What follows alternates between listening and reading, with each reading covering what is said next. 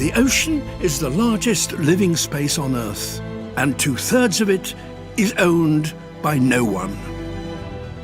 These are the high seas, beyond the reach of national laws, the domain of the whales.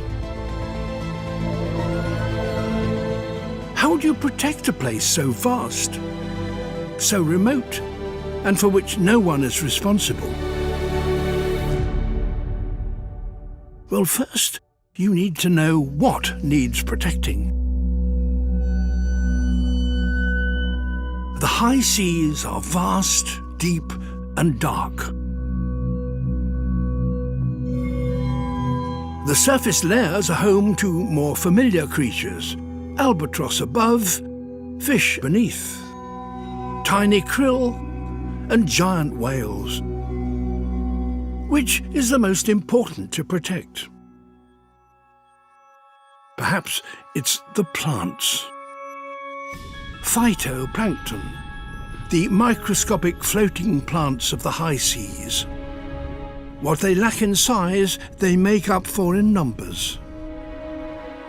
Plankton blooms can be so dense and vast, they can be seen from space. They're so numerous, they create as much oxygen as all the world's forests and grasslands combined. They also soak up vast quantities of carbon, making them a crucial ally in our fight against climate change. But how do you protect phytoplankton? In the high seas, essential nutrients are scarce, and everything, plankton included, has a tendency to sink into the darkness below, where no plant can grow. Enter the whales. They mix up the water, flicking the sinking plankton back into the sunlight. Astonishingly, this mixing by marine animals, from whales to jellyfish, is locally equivalent to the mixing caused by winds and waves and tides. Whales also make another contribution to the high seas' circle of life. They defecate at the surface, fertilizing the sunlit shallows and fueling the growth of plankton. The plankton feeds fish and krill, and the fish and krill feed whales. The whales then recycle the nutrients back to where they're most needed. So, for the plankton to thrive, it's the predators that need protecting. Last century, we nearly lost the whales. Just in time, we called off the hunt. But we're still hunting the high seas' other predators: tuna and sharks. And many we don't target still get caught on our hooks and in our nets. And now there's a new threat: our waste. Washed off the land and over the horizon, it never really disappears. By 2050, there could be a greater weight of plastics in the ocean than fish. As it fragments, it is ingested by plankton, works up the food chain, and then accumulates in the bodies of the top predators. These days, when a whale carcass is washed onto a beach, it may be treated as toxic waste due to the poisons concentrated in its flesh. So how can we protect the high seas?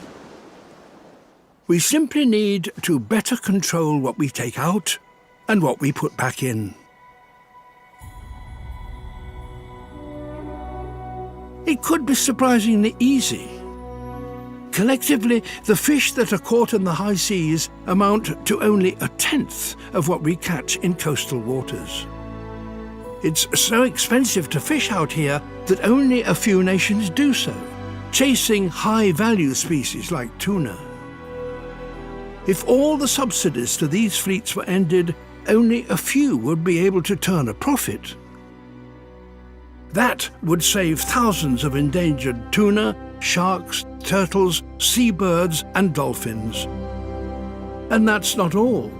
Currently, only 1% of the high seas are protected. We could set aside a third or more as sanctuaries where all marine life can thrive. We can all play our part in saving the high seas by seeking out products that never need to be binned. Imagine living in a world in which there was nothing to throw away, in which everything is designed to last, to be repaired or upgraded, reused or recycled, but never discarded.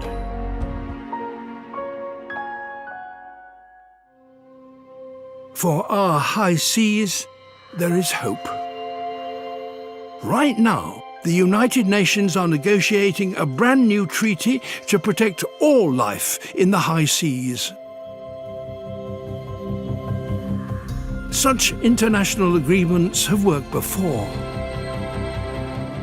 30 years after the nations of the world called a halt to commercial whaling, humpback whales appeared off South Africa in numbers that hadn't been seen for over a century.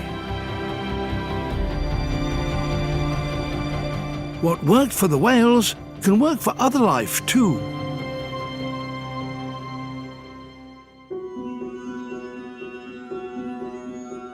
We once thought the oceans were too vast to be polluted, too bountiful to be depleted.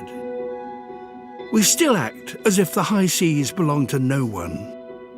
It's time to embrace that they belong to us all.